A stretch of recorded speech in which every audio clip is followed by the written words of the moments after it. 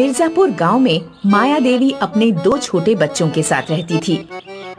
बारिश के मौसम में एक दिन रात को बाढ़ आ जाती है और पूरा गांव पानी में डूब गया। गांव के लोग वहां से जान बचाकर भागे। माया देवी भी अपने छोटे बच्चों के साथ पड़ोस के सिकंदराबाद में पहुंची। माया को देखकर सिकंदराबाद का सरपंच आया और बोला, ए बुढ़िया, हमारे गांव में क्यों आई है? सरपंच जी, आप तो जानते ही हैं कि हमारे गांव मिर्जापुर में बाढ़ ने अपना कहर दिखाना शुरू कर दिया है।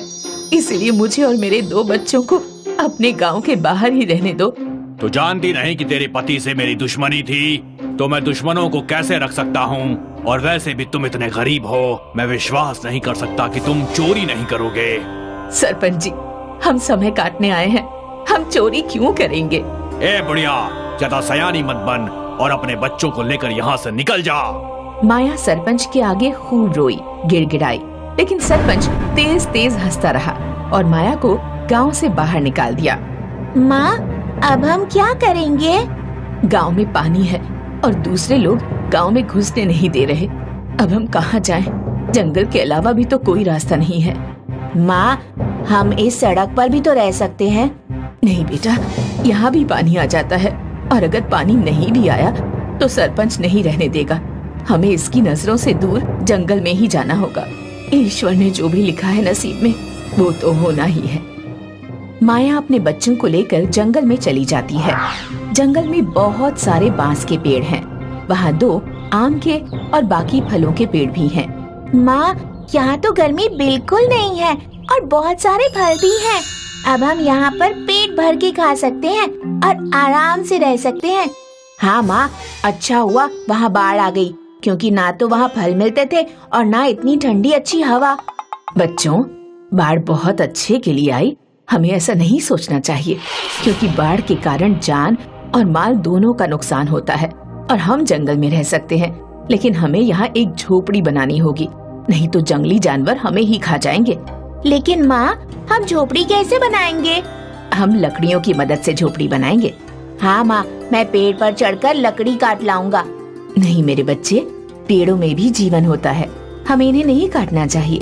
हम इनकी वजह से ही सांस लेते हैं और खाते पीते हैं। फिर हमारी झोपड़ी कैसे बनेगी माँ? वो सामने देखो, वहाँ पर कुछ सूखी लकड़ियाँ पड़ी हैं, हम उनसे अपनी झोपड़ी बनाएंगे। माया अपने बच्चों के साथ लकड़ी इकट्ठा करना शुरू कर देती है और कुछ घंटों की मेहनत के बाद वो पर्याप्त लकड़ी इकट्ठी कर लेते हैं। देव नदी की तरफ झोपड़ी के लिए फूस लेने चला जाता है। देव, अकेले वहाँ मत जाओ, पहले लकड़ी से झोपड़ी बना लेते हैं, बाद में फूस ले आएंगे। देव उसकी कोई बात नहीं सुनता और फूस उठाने चला गया। तभी देव की चीख निकली, क्योंकि उसे सांप ने काट लिया। माँ, क्या हुआ देव? माँ, मुझे सांप ने काट लिया। यह बात सुनकर माया और मोनी दोनों रोते हुए देव की तरफ दौड़े। देव भी बेहोश हो चुका था। देव, देव, देव, बेटा, बेटा, हे भगवान, मैंने क्या बिगाड़ा है तुम्हारा? तुमने पहले पति छीन लिया, फिर घर और अब बेटा भी। भगवान, मेरा बेटा मुझे लौटा दो। तभी उन्हें एक आवाज आती है। माया, मैं जादुई बांस का घर हूँ। मैंने तुम्हारी बातें सुनी थी कि तुम अपने बच्चों को पेड़ों के बारे में समझा रही थी। ये देखकर मुझे बहुत अच्छा लगा। मैं तुम्हारे बेटे को अब वापस जिंदा कर रहा हूँ और तुम्हें रहने के लिए एक जादुई घर दे रहा हूँ, जिसमें तुम्हारा परिवार बिना किसी डर के रह पाएगा और तुम अन्य लोगों का भी भला कर पाओगी। मैं कोई सपना देख रही हूँ? अभी तुम्हारा बेटा ठीक हो जाएगा और एक आलीशान घर भी आ जाएगा, जिसमें खाने का पूरा ध्यान रखा जाएगा। बस तुम अपनी आंखें बंद कर लो। माया और मोनी अपनी आंखें बंद करते हैं और जादुई बांस का घर बनकर तैयार हो गया, जो दिखने में बहुत ही सुंदर है। तभी देव भी जिंदा हो गया और उसने अपनी माँ को आवाज लगाई। माँ, माँ। देव, तू ठीक है? हाँ माँ, मैं तो सोया था और आपने तब तक इतना अच्छा घर बना दिया। घर? तीनों पीछे देखते हैं तो वो भी हैरान रह जाते हैं, क्योंकि वहाँ बांस का जादुई घर है। वो तीनों जल्दी से घर के अंदर जाते हैं। अंदर से वो घर नहीं, महल है। देव और मोनी को वो घर बहुत पसंद आता है। वो वहीं रहने लगे और खूब फल खाते। इसी तरह तीनों रहने लगे। माया और उसके बच्चों के कुछ दिन आराम से बीत गए। फिर उन्होंने एक दिन देखा कि सरपंच भी बाढ़ से बचकर जंगल में भाग आया है। माया, मुझे माफ कर दे और मेरे परिवार को अपने घर में रख ले। माया, मुझे माफ कर दे। माया, आपने हमें अपने गांव में नहीं आने दिया, हम अपने गांव में क्यों आने दे? बेटा, मुझे माफ कर दो। कोई बात नहीं सरपंच जी, आ जाइए घर में। सरपंच ने जैसे ही अपने परिवार के साथ घर में कदम रखने की कोशिश की, जादुई घर ने उसको बाहर फेंक दिया और बहुत तेजी से जंगल में भी बाढ़ आ गई, जिसमें सरपंच और उसका परिवार भी बह गया। लेकिन जादुई बांस के घर को कुछ नहीं हुआ, वो सही सलामत रहा। कुछ दिन में बाढ़ का कहर शांत हो गया और माया अपने बच्चों के साथ जंगल में ही रहने लगी। एक गांव में रामू और मंगल नाम के दो नाई रहते थे। दोनों की दुकानें आमने सामने थी। रामू सरल स्वभाव का और एक दयालु इंसान था। उसकी दुकान पर अक्सर एक बूढ़ा भिखारी आया करता था। रामू फ्री में उस भिखारी के बाल काट देता, अपना खाना उसे खिला देता और ठंड के दिनों में उसे गर्म कपड़े भी देता। दूसरी तरफ मंगल एक चालाक और कंजूस इंसान था। वह अपनी दुकान पर आने वाले ग्राहकों से इधर उधर वाले लोगों की बुराइयां और चापलूसी से भरी बातें करता। भाई साहब, तुमने रमेश के लड़के के बारे में कुछ सुना? अरे हाई स्कूल में 3 बार फेल हो गया है। रमेश के सारे बच्चे बिगड़े हुए हैं। काश उसे आपके जैसे बच्चे मिले होते। रामू की पत्नी पेट से थी। एक रात रामू की पत्नी के पेट में बहुत तेज दर्द उठा। रामू अपनी पत्नी को लेकर कुछ दिनों के लिए शहर में हॉस्पिटल चला गया। उस समय जब भिखारी गांव में आया तो उसने देखा कि रामू की दुकान बंद है। भिखारी मंगल की दुकान पर गया और बोला, बेटा, रामू की दुकान बंद है।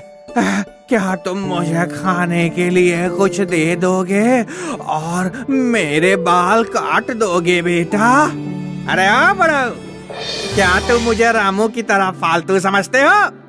मेरी दुकान पर हमेशा ग्राहकों की भीड़ लगी रहती है और मैं बहुत व्यस्त रहता हूँ। तुम्हारे बाल काटने का समय मेरे पास नहीं है और वैसे भी अगर मैं तुम्हारे गंदे बाल काटूंगा तो मेरे हाथ और औजार गंदे हो जाएंगे। रही बात खाने की, तो मैं खाना होटल पर जाकर खाता हूँ।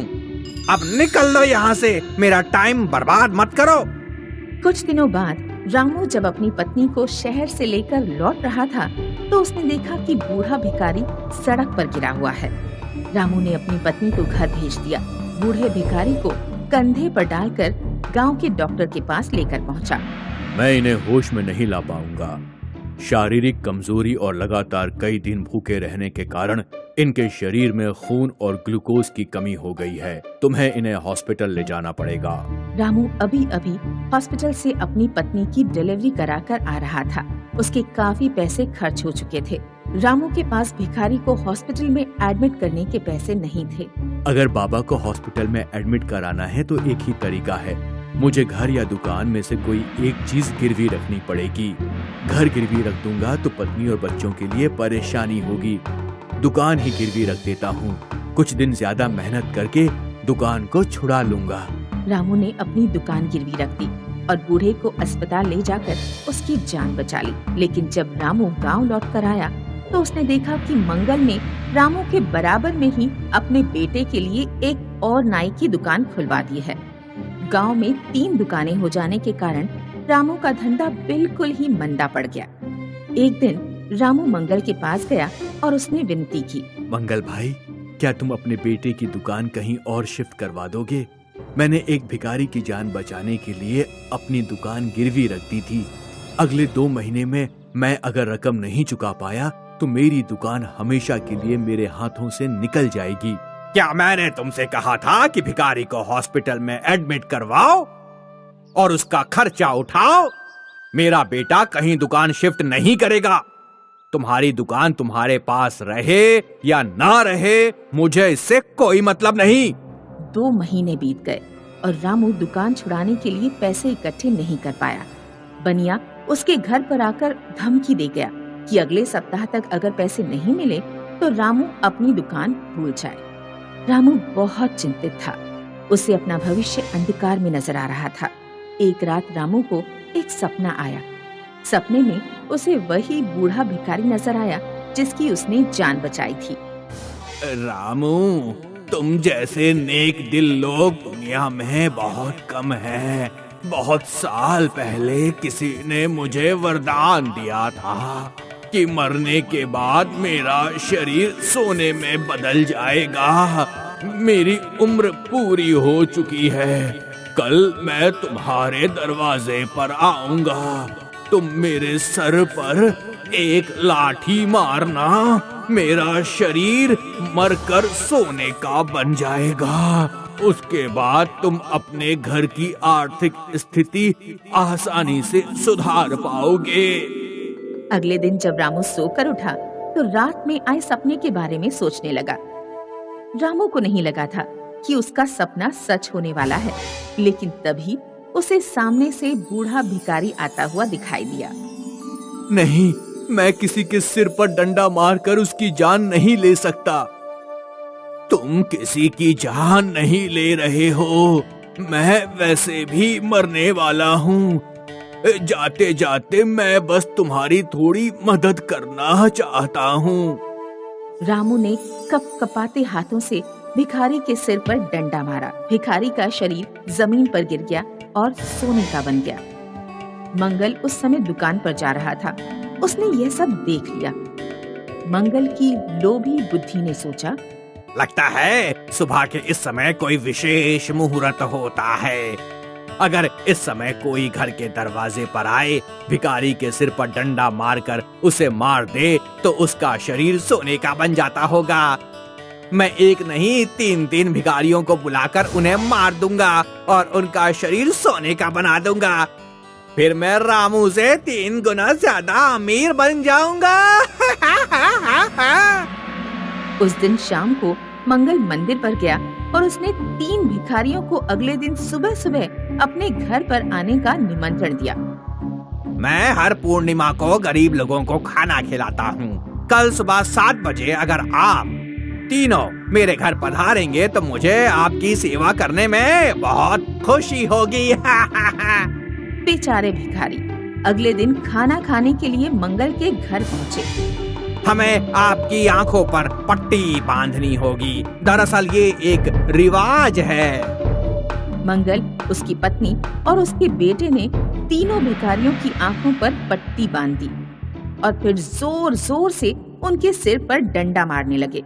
भिखारियों की चीख पुकार सुनकर गांव के लोग मंगल के घर पहुंचे।